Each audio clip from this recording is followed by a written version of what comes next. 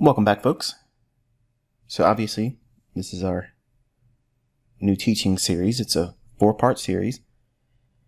And it's probably going to be not the type of series that you were expecting. It's probably not going to be a riveting series where it gets you excited or quickly back into the charts looking for specific patterns that I teach. This is kind of more or less along the lines that you've already studied and you've adopted this model that I've provided for free on 2022 ICT Mentorship on the YouTube channel. And now that you have that model and you're growing in your understanding with it, I want to provide the community a more practical approach to using the information. When I came up, I had lots of books, a lot of authors and teachers and lecturers that would say, this is how you go into the marketplace and find setups. This is how you go in and you look for patterns to profit. And yes, the books provided a lot of insight. It gave me things to look for, but it didn't really give me a roadmap or blueprint to attack the real root problems that I had, which brought me to trading in the beginning. And that's kind of like what this series is going to open up with. And I'm going to hopefully walk you through a transitional state of mind from thinking like everybody does when they first come into this industry, and hopefully align you properly so that way you'll have the best advantage to use the information I provided in this mentorship this year. This series is ENDS.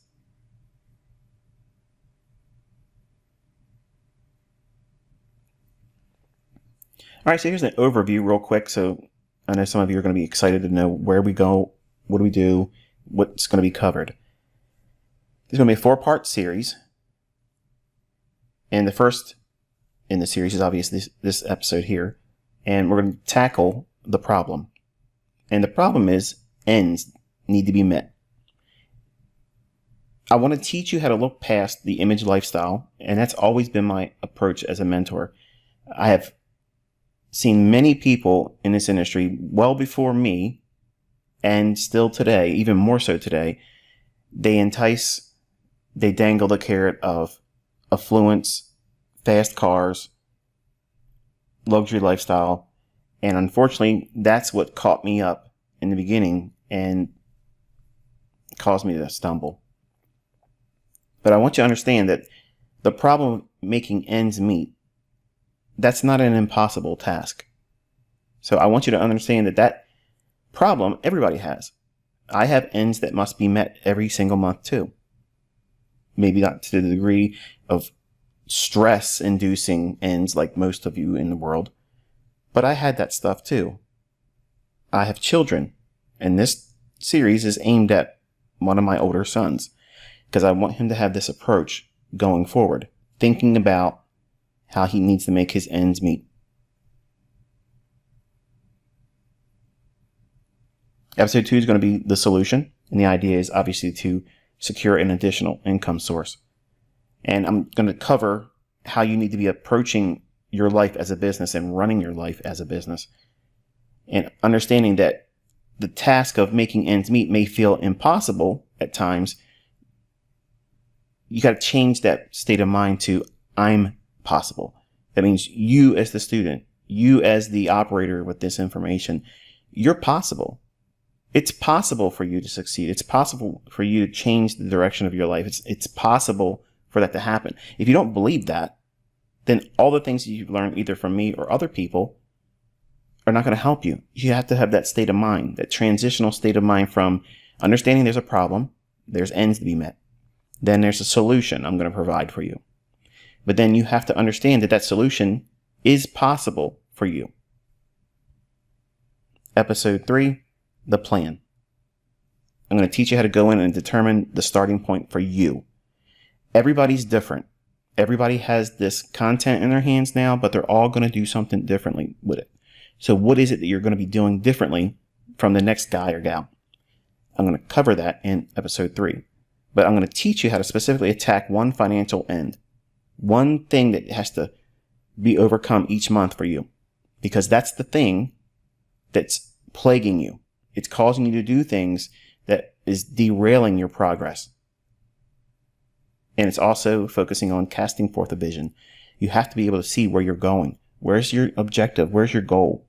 Whatever that is going to be unique for you. Not all of us have the same goals or aspirations, but you have to have something and begin there. And finally, I'll close the series out with episode 4, the process. Making ends meet. Putting it into action. What is it you're specifically going to go into the charts looking for? What's your routine? What's the daily routine? Your weekly routine? What do you do when you find an obstacle? When you're met with drawdown? How do you overcome that? So that way you can pursue the goal and overtake it.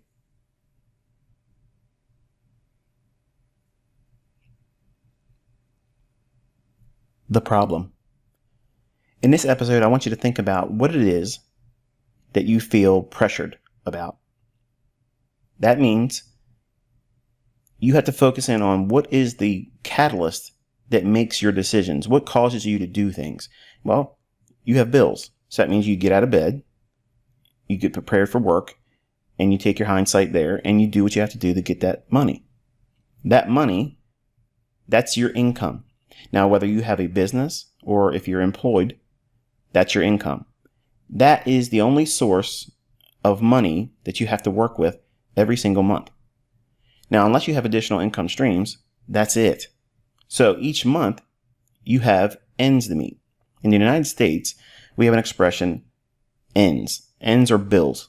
Okay, so the expression is, man, I have to make ends meet. I have to make my bills this month.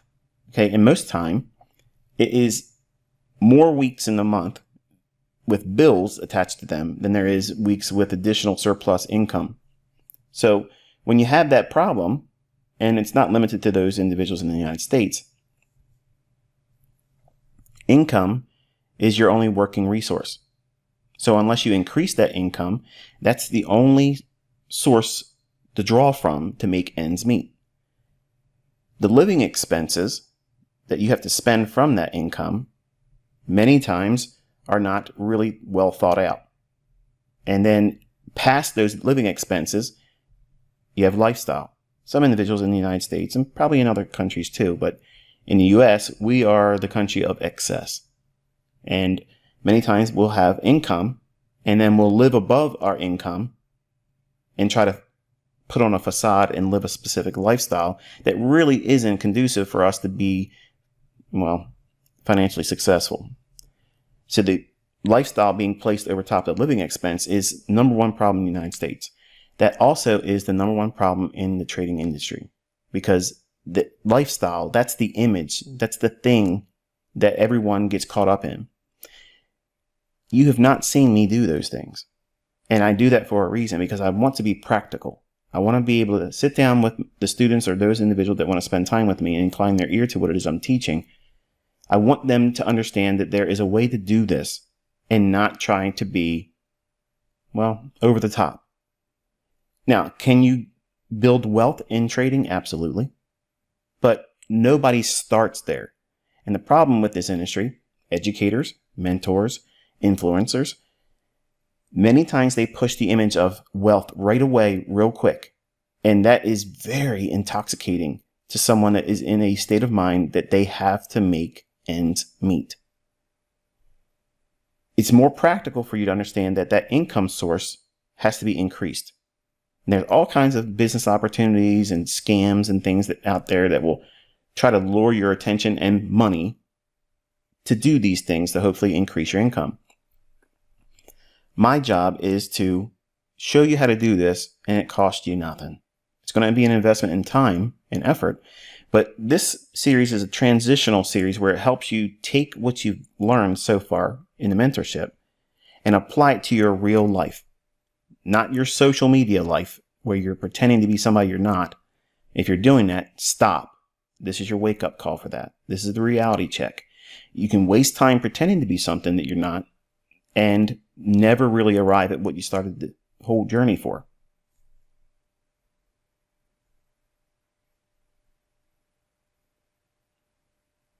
What are your ends?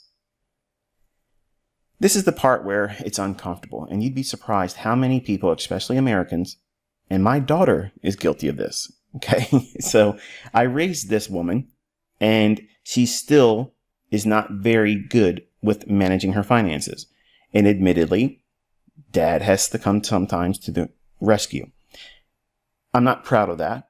It is a work in progress with her, but I'm not exempt from all the things that you as parents, as employees of average Joe or average Jane, those things that you're dealing with, I deal with in other ways, and I've dealt with them too before I became who I am today. But you have to sit down and go through what it is that your life costs each month. That means you have to come up with a budget, figure out what it is that you're having to spend each month. Is there things that you have to reconsider whether you should be paying that every month? Because if you have excess expenses that you really don't need, that is a stress.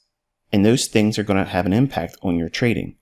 They're going to make you want to do things that you otherwise wouldn't feel inclined to do or pressured to do because that end isn't there dangling that needs to be met.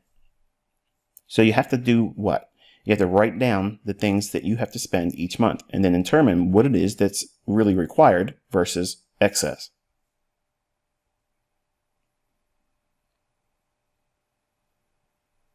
Income to monthly expenses. Obviously, on the left-hand side, this is our income. Whether it comes through a business that you're running, whether it's a successful business or barely profitable, a startup, that income has to be counted, obviously, and or your job or employment income.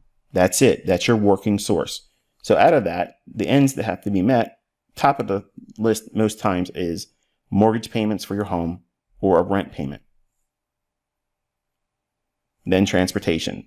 That's usually an automobile or automobiles with insurance and gas premiums. Utilities. What keeps the lights burning in your home? What heats your dwelling place? What cools it down in the summertime? Those are expenses that are going to be static. I have to pay them. Having an affluent income source doesn't exempt me from having utilities. It doesn't exempt me from transportation. In fact, I have a larger transportation expense than the average person because I have lots of vehicles and I own more vehicles than I really technically need, but I'm a car person. So these costs, these are the top three. Everybody's going to have this in some degree. Now, while I don't have a mortgage on properties, I don't have rent on dwelling places, I do have property taxes. They have to be met. So that's an end I have to meet every single year.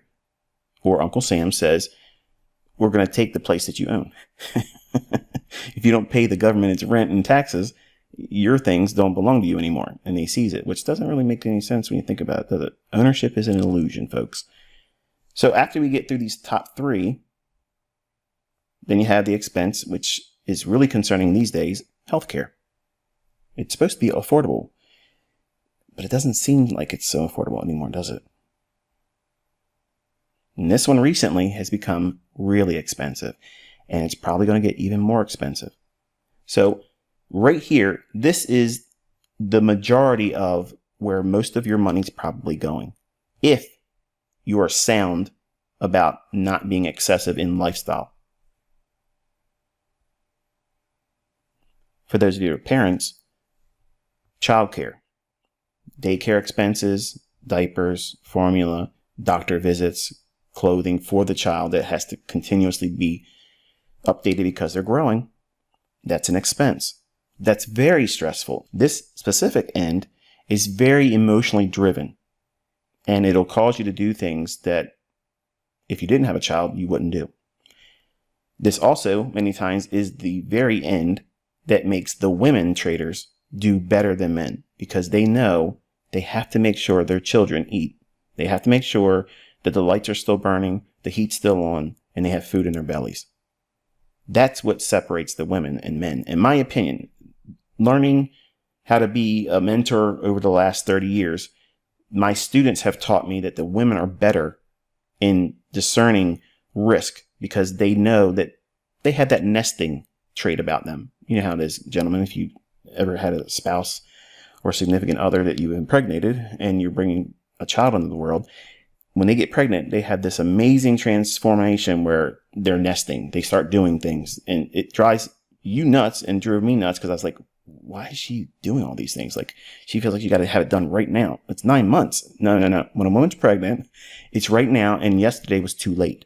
So those impulses for a woman are going to be much more impactful for decision making, and that makes them a better money manager than a man. Clothing, obviously, in today's world, everybody wants to wear the finest threads, the newest brands, the high-end luxury tags, all those things. That's an expense. And then finally, this is where everybody messes it up in the youth. They want the entertainment. They want to be the life of the party. They want to stand out amongst everyone in the crowd. And they're going to put more money into that entertainment category every single month.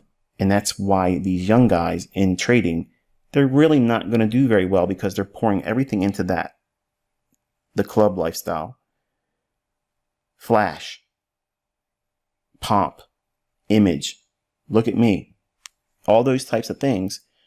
It's extremely expensive to do those things. And many times the young guys in this industry waste more money in that entertainment and clothing. Those bottom two categories are the ones that most of the money is being spent on, even if they're profitable. And they are not becoming affluent. They're not becoming wealthy. They're just being a slave to image. And that's why I teach the way I do. I want you to understand that I was a victim of that when I was younger. I spent stupid amounts of money doing those two bottom categories. Didn't own a home, but I had a real nice car, and I took everybody out and I paid for everything, and I could buy anything in a store or buy anything that I wanted. But I didn't think about securing a home and being financially secure and stable, and then having fun doing those other things.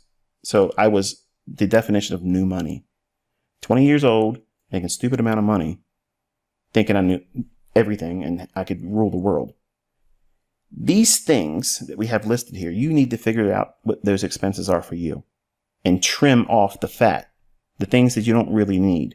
Because if I've bored you so far in this episode, I want you to understand that whether you realize it or not, this list here on the right-hand side, there's something in that list that's causing you to stumble in your learning and in your trading. It's in this list.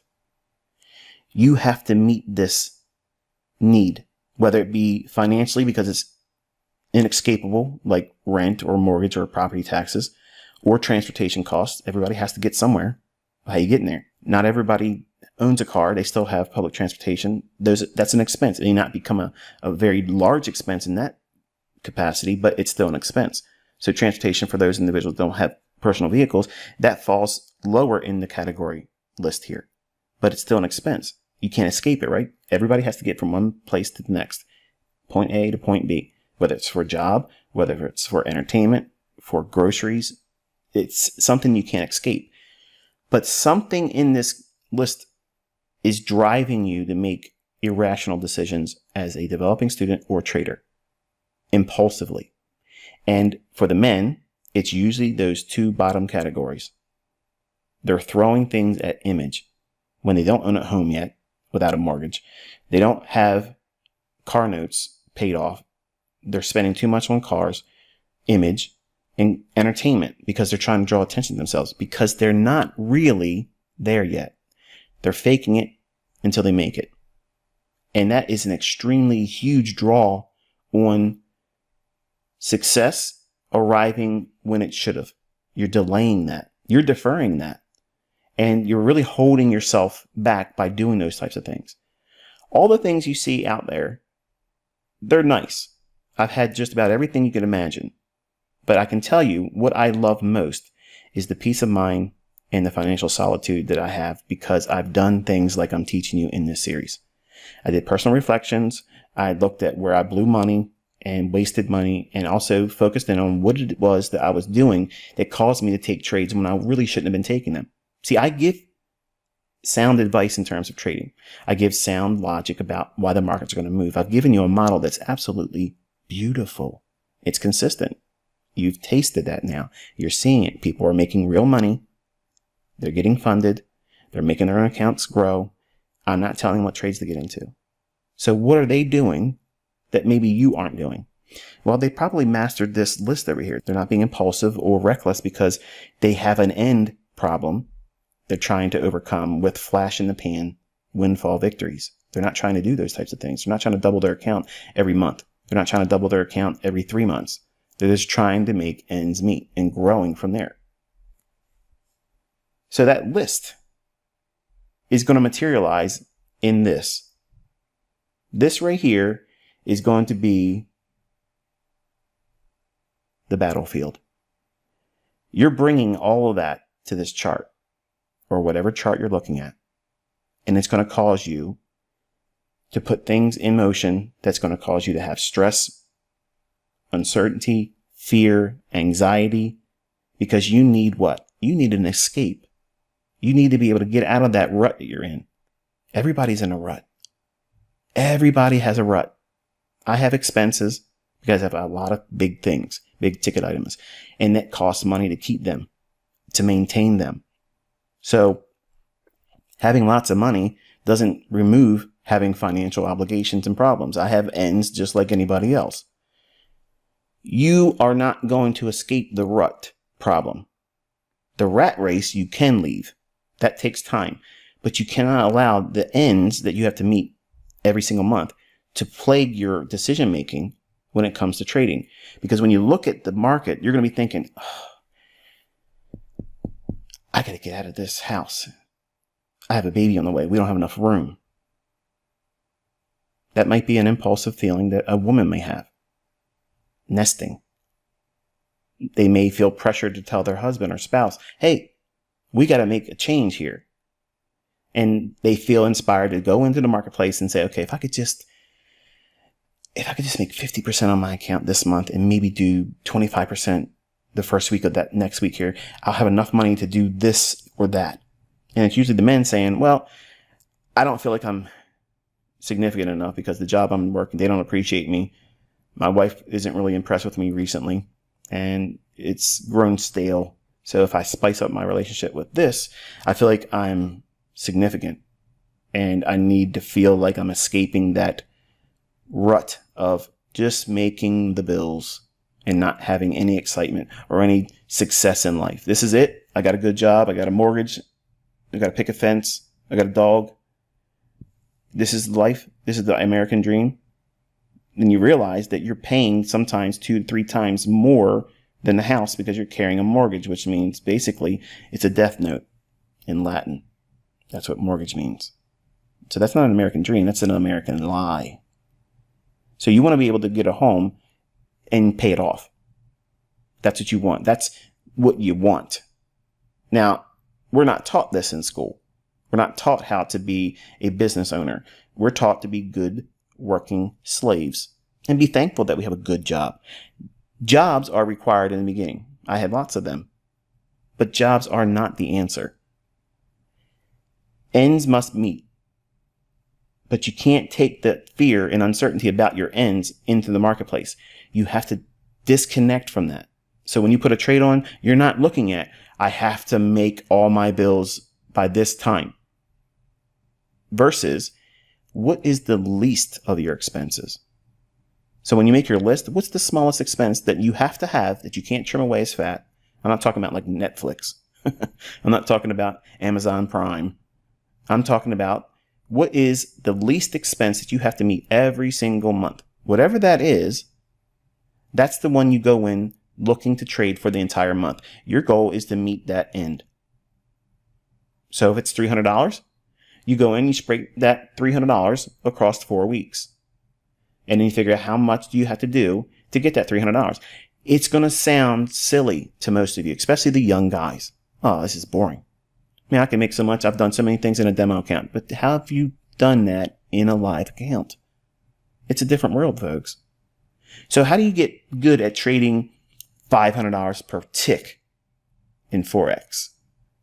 How do you get good at $2,000 a handle in S&P futures? You don't do it by having more money in a funded account. Just because you have the margin to be able to do those types of things doesn't mean that you have the wherewithal and the psychological makeup that has been developed over time doing very little trade, very little margin, very little leverage over time. So you have to condition yourself for that. Nobody just simply learns how to do a simple pattern or approach to trading and goes out there and kills it monetarily, because you have no idea what that impulsive nature feels like when you do a heavily leveraged trade and you make that money. It's a scary and exciting feeling. But then what happens is you have that losing trade because you want to have that fix again. Everybody starts out in this industry the same way. They want to get out of that pressure of stress. They can't make their bills. They can't make their ends meet. But you cannot bring that to trading. You can't. Now, how do you do it soberly? You take the least amount of money in terms of an end or expense each month and make that your target for the month. And you do that for a few months. You're telling me I got to trade and just try to make $300 for the month? Yes, that's exactly what I'm saying. And then once you do that, then it's okay. What's the next expense that I can add to it? And you start doing that over time. And you transition from learning a model, which is what you've been doing this year. You all know the model right now. You're still practicing. Maybe you're back testing, maybe you're forward testing. But now some of you are at the stage where, what is it that I'm supposed to be doing with this information? Because I'm ready to start trading with real funds, because you determined that, not because I said you should do it, but you decided that's what you want to do. How do you do it? This is what you do. You go in with this type of target. And if you've been very successful and consistent, maybe it's a matter of picking 3 or 4 of the lowest cost, expense, or end for each month and make that your target goal. The ideal scenario is for you to aim for that top of the list. Mortgage, rent, those top 3 things, 4 things. And if you can cover 50% of that, folks, listen, that is a huge weight off of anyone's back. You won't feel suffocated or strangled anymore. And eventually you want to replace the costs of those top 4 things in that list. And over time, completely cover every single month's ends. And then once you can do that consistently, try to aim for doubling that. Once you get to the point where you can double that and you're consistently doing it, then and only then, if you're properly funded, what does that mean? About $100,000. $100,000 or more. Then I think trading for a living is probably considered.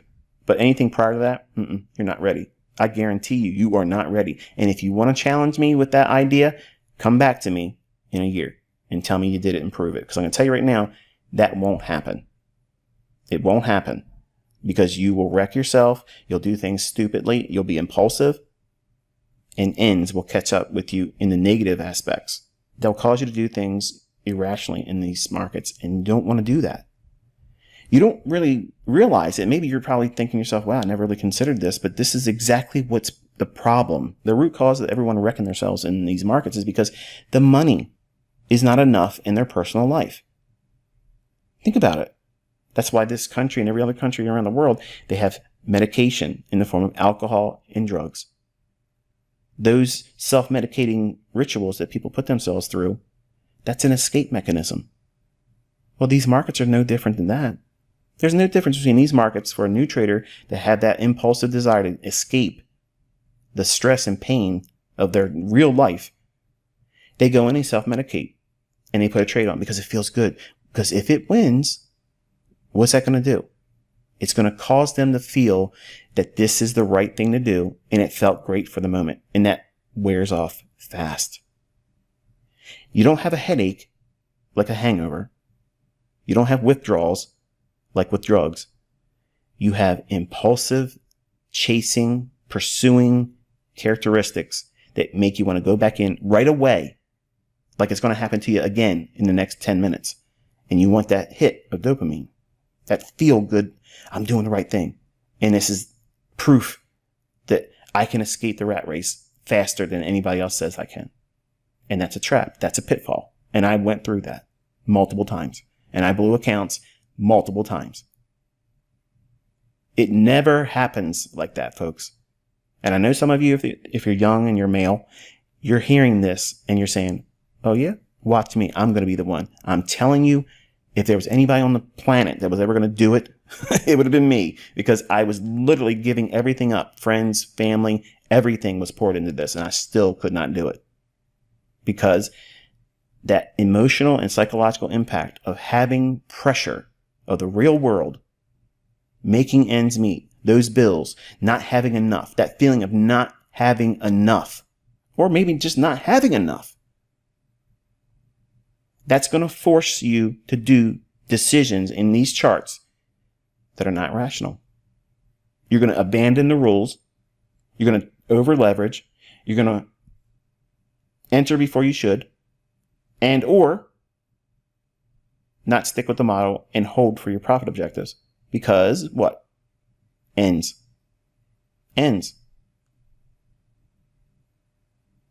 Not specifically because you're going in and trying to make those ends meet, because you probably never sit down and think, this is how much money my expenses are each month. If I could just go in and take a piece of that from trading, that's progress. Contrast that with, here's this course I'm teaching you, or watch my videos, or buy my course, or come to my workshop and learn how to make 50R, 20R. How does that equate to your ends? These individuals don't know how to make money. They're not making money. I promise you they're not. Because if they did, they would be proving it. And they don't. All I'm trying to do here is be a voice of reason and give you practical ideas how to apply what it is that I've taught you. Because you could still go out there and hurt yourself financially if you don't watch what it is I'm teaching you here. And guard your mind. Guard it, because it's easy to sit in a demo account and think, well, I don't need to be at my job 6 months from now because I learned this skill set. And you have no idea what it feels like to be trading with a $10,000 account and watch it grow to a $50,000 account and then trade from a $50,000 to $100,000 equity.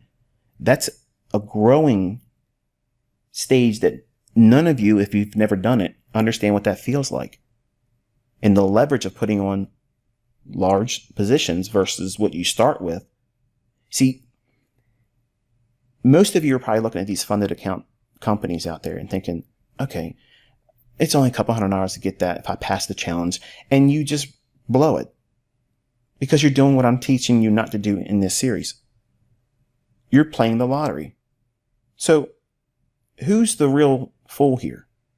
Is it the people that work all week and they pour their money into, like tonight, there's a big game out there that's $1 billion. The lottery. Mega Millions. Okay? There's people out there that work all week long and they pour money into that kind of stuff.